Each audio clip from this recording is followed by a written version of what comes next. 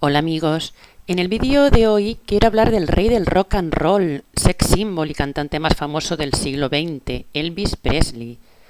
Elvis nació en 1935 en Tupelo, Mississippi, y era hijo y nieto de cantantes, pero sus antepasados paternos eran de origen alemán, como Johann Valentin Pressler, quien se instaló en Nueva York y adaptó su apellido alemán Pressler al inglés Presley.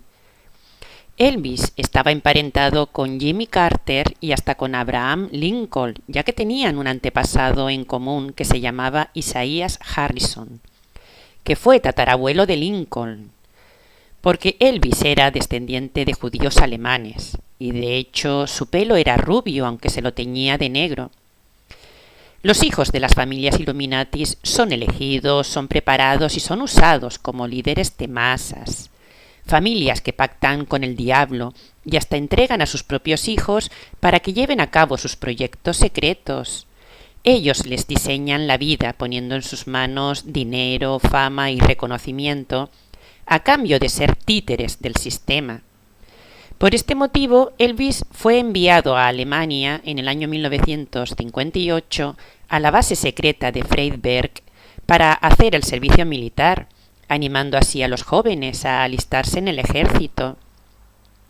Allí conoció a Priscilla, que era hija de un militar, una joven de 14 años, con quien tiempo después se casó y tuvieron una hija que llegó a casarse con Michael Jackson.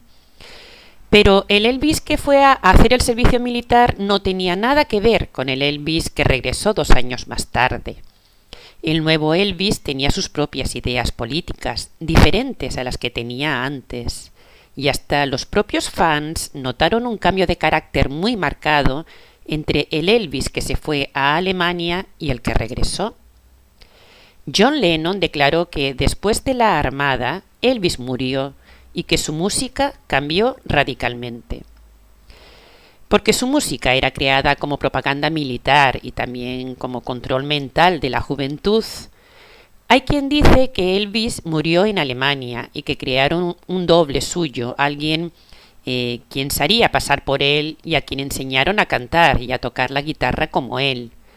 Pero también se puede dar el caso de que fuera sometido a entrenamiento MK Ultra. De hecho, fue en la base alemana donde Elvis empezó a tomar LSD y otras drogas. Por este motivo, tras su regreso a Estados Unidos, sus canciones se volvieron más melódicas y se dedicó más al cine que a cantar. Ya no era el salvaje rockero que había escandalizado a todo un país con sus movimientos de caderas. Ahora le preocupaba más su aspecto físico. Le apasionaban las joyas, los trajes de cuero ajustados y los grandes cinturones. Incluso contrató al sastre de Frank Sinatra, que le hizo trajes con capa que imitaban al Capitán Trueno. Y su tupé, perfectamente esculpido, fue su principal seña de identidad, además de su pasión por las armas. Richard Nixon le recibió en la Casa Blanca en 1970 y Elvis le dio como regalo un revólver Colt 45 con 7 balas de plata y le solicitó una placa de agente federal de lucha antidroga, placa que le fue concedida convirtiéndose en un agente antinarcóticos. El nuevo Elvis admiraba al ultraconservador Nixon y se había convertido en un agente secreto que se chivaba de las cosas que hacían otros famosos. Así fue como expuso a Nixon su rechazo a los Beatles por considerarlos antiamericanos y le habló de la mala influencia de este grupo que había ganado tanto dinero en Estados Unidos para luego volverse a Inglaterra y criticar a su país. Le contó las cosas que hacía John Lennon, que fue líder en el Central Park de una manifestación en contra de la guerra del Vietnam. Por este motivo a John trataron de repatriarlo, ya que no habían querido concederle los papeles para que pudiera permanecer en Estados Unidos. El caso es que Elvis consideraba a los Beatles como un peligro para la juventud. Pero aunque los odiaba, su agente, el coronel Tom Parker, que era un espía que había pertenecido al ejército, le obligó a conocerlos para que la foto pudiera salir en los diarios. Paul McCartney dijo: «Está claro que desde que tengo 16 años he amado sus discos. Hacíamos versiones suyas antes de componer nuestro propio material, pero sus discos recientes no nos gustan». Y John le dijo a Elvis: «¿Por qué no vuelves al sonido de antes? Cuando lo hagas, compraremos el disco». El hecho es que la música de Elvis no volvió a ser la misma y su corona de rey estaba en peligro. A su regreso a Estados Unidos, Elvis entró a formar parte de la logia La Fraternidad y era adepto de la teosofía satánica de Madame Blavatsky y los Rosacruces. Asistía a extraños rituales donde la élite dominante asesinaba a niños y jóvenes y luego bebían la sangre. La mafia controlaba su vida. Y de hecho el grupo de personas que cuidaba de él y que le organizaba todo era conocido como Elvis Mafia o Mafia de Memphis. Un grupo de personas que vestían trajes y gafas negras y que eran miembros de la delincuencia organizada. El mismo revólver que Elvis regaló a Nixon había pertenecido a otro mafioso, Nathan Bedford, quien fue el fundador del Ku Klux Klan, general del ejército confederado durante la Guerra de Secesión, dueño de varias plantaciones y mercader de esclavos en Memphis. Apoyado pues por la mafia, Elvis fue el primer artista en tener un jet privado y en 1957 compró la casa más famosa del mundo, Graceland, que era el regalo que la mafia le hacía a su trabajo de espía. Muchos famosos delatados por Elvis quisieron acabar con su vida, y el mismo Jerry Lee Lewis, con pistola en mano, se plantó en la puerta de su mansión afirmando que quería matar al rey, porque ser un soplón de la CIA le trajo graves problemas. Y por este motivo, al final de su carrera, Elvis tenía que subir al escenario protegido por un chaleco antibalas. Pues bien, en agosto de 1977, la mafia organizó la falsa muerte de Elvis, cuando éste tenía 42 años. Pero que sigue vivo es una de las leyendas urbanas más populares del rock. Los indicios para justificar que no murió en 1977 se remontan al momento de su funeral, porque algunas de las personas que acudieron a darle el último adiós comprobaron que había algo raro en el cuerpo y en el ataúd. Elvis tenía las cejas arqueadas de manera extraña y sus manos estaban tan lisas que parecían artificiales, y eso que él era cinturón negro de karate y tenía las manos llenas de callos.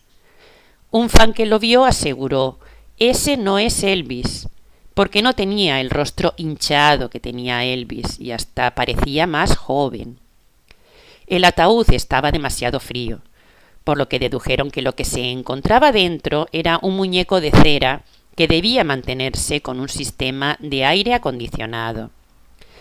El certificado de defunción también levantó sospechas, porque antes de fallecer Elvis pesaba unos 113 kilos, pero su peso en el certificado era de tan solo 77. Este certificado desapareció después y solo se conserva una copia. Otro dato sospechoso: 2 horas antes de su supuesto fallecimiento se le vio vestido con un traje de la DEA, la Administración de Cumplimiento de Leyes sobre Drogas, y de hecho un helicóptero de la DEA aterrizó en Graceland y rápidamente volvió a despegar. 2 horas después del despegue fue cuando se hizo oficial su muerte. Y también resulta muy curioso su rápido cortejo fúnebre. Pues bien, poco después de que su muerte fuera anunciada, un hombre pagó en efectivo un billete de avión en el aeropuerto de Memphis con destino a Buenos Aires. John Burroughs era su nombre, que era por cierto el mismo alias que empleaba Elvis para registrarse en los hoteles. Tiempo después, John Burroughs cantó canciones de Elvis diciendo que lo imitaba, pero su voz era casi idéntica. El caso es que el día de su supuesta muerte, un Boeing 747 de Pan Am aterrizó en Argentina armando un gran revuelo. Y aunque era un vuelo directo y había un billete emitido a nombre de John Burroughs, sin embargo no se reportó la llegada de ningún pasajero con este nombre. Elvis no solo se escondía tras este apodo, sino que tenía otros, como Lancelot. Y un día después de su supuesta muerte, una de sus exnovias recibió una rosa con la firma de Lancelot, un nombre que solo ellos dos conocían. Antes de esta farsa, Elvis se encontraba en vísperas de comenzar una nueva gira, pero no dedicó ningún momento para prepararla, ni listado de canciones, ni ensayos, ni músicos contratados, nada de nada. Y muchas personas aseguran haberse encontrado con él. Un policía del condado de Tupelo, donde nació Elvis, que trabajaba con un primo suyo llamado Harold Ray Presley, que se murió, por cierto, comentó que la familia había recibido una carta de condolencia desde Argentina, firmada por un tal Aaron Levis. Sin embargo, la familia aseguró que no tenían ningún pariente en Argentina. Otro dato es que en el último recital que dio en junio del 77, Elvis se despidió con un adiós en español, como nunca antes había hecho. Y un mes antes de su supuesto fallecimiento había retirado de su cuenta bancaria más de $1 millón. Además, hasta la fecha nadie ha cobrado su seguro de vida, y esto sí que es sospechoso. La imagen del último Elvis es la de una persona gorda y enferma, así que con una falsa muerte se convertiría en un mito y podría comenzar una nueva vida con una nueva identidad. No solo estaba amenazado de muerte por haber sido el soplón de la CIA, sino que disponía de medios suficientes como para falsificar su muerte, con un nuevo pasaporte, una nueva partida de nacimiento y un nuevo número de la Seguridad Social.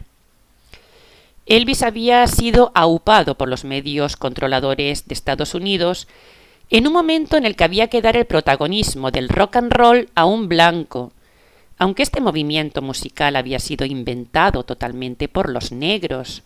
Pero claro, el racismo de los años 50 no permitió que Chuck Berry, que era el líder negro del rock and roll, saliera en los medios como el verdadero rey del rock. Una prueba de que Elvis estaba protegido por la mafia se encuentra en una carta que envió a Nixon en 1970, en donde Elvis había escrito lo siguiente: hablé con Spiro Agnew, director de la CIA, y el entorno de las drogas, los hippies, el LSD y las panteras negras no me consideran su enemigo. Estoy registrado en el Hotel de Washington como John Burroughs y estaré aquí tanto tiempo como se necesite para obtener las credenciales como agente federal.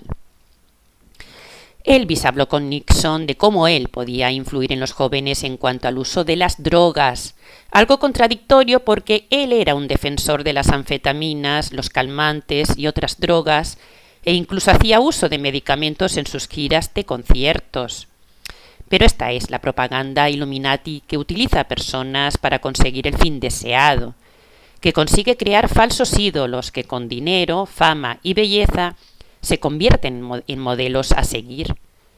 Y ya sabemos que la industria musical y Hollywood, que por cierto significa árbol sagrado, árbol genealógico Anunnaki, son centros de control mental usados por los Illuminatis para controlar las mentes de las personas o para promocionar sus productos. Por este motivo, Elvis era devoto de la Pepsi, la marca que años después promocionaría Michael Jackson, e incluso hizo construir en su mansión una fuente de la que salía Pepsi. Pues bien, amigos, esté vivo o muerto, Elvis sigue siendo líder y ejemplo a seguir para muchas personas que lo imitan como a un héroe, personas que no son conscientes de la historia oscura que se oculta detrás. Hasta pronto, amigos. Chao, chao.